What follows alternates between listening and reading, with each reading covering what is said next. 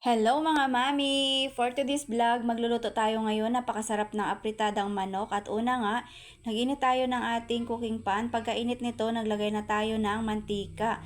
Medyo dami-damihan natin ang lagay ng mantika dahil iprito muna natin yung ating carrots at patatas. Pinagsama ko na sila para sabay-sabay na silang maluto. Sayang naman yung apoy natin kung hiwa-hiwalayin ko pa sila sa pagprito.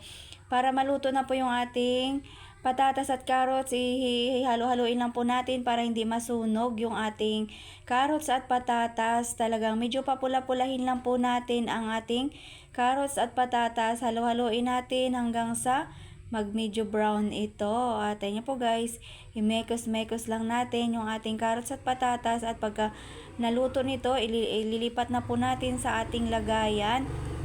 Hanguin na po natin pag medyo luto na siya, at sa ating pinagprituhan, ilagay na po natin yung ating bawang. Busa-busa lang din yung ating bawang hanggang sa mag-medyo brown ito, at papula-pulahin nyo lang siya. Pagka medyo umamoy na, ilagay nyo na yung sibuyas. Busa-busa lang din yung ating sibuyas hanggang sa maluto din ito at mag-golden brown yung at medyo bumango-bango na yung ating sibuyas. Ay mekos-mekos natin, at ayan, lagay na po natin yung ating manok. 1 kilo yung ating manok, at ayan, migisa muna natin sa dyan hanggang sa mag-medyo brown yung ating manok, at ilagay na natin ng konting asin. Lagay na po natin yung ating mga seasoning, at ilagay na po natin dyan ng magic sarap, at lagay na po natin lahat ng mga ingredients ng ating manok, at naglagay na rin ako ng paminta.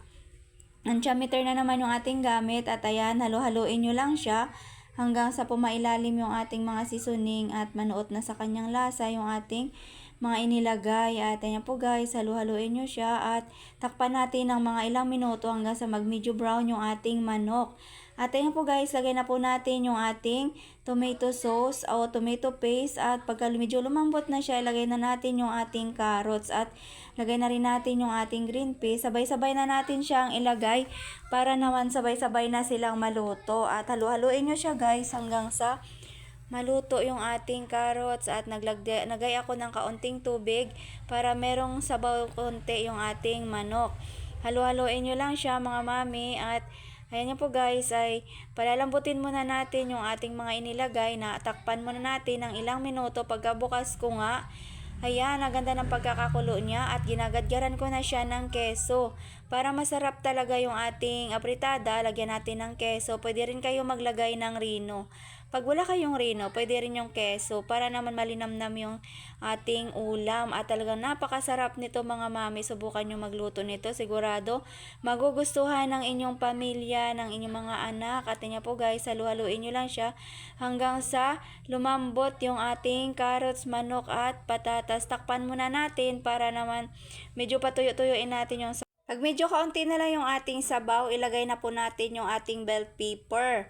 Ayan, lagay na po natin sa dyan. Yan ang nagpapabango sa ating ulam. Talagang napakasarap nito mga mami. Talagang gustong gusto ito ng ating mga anak.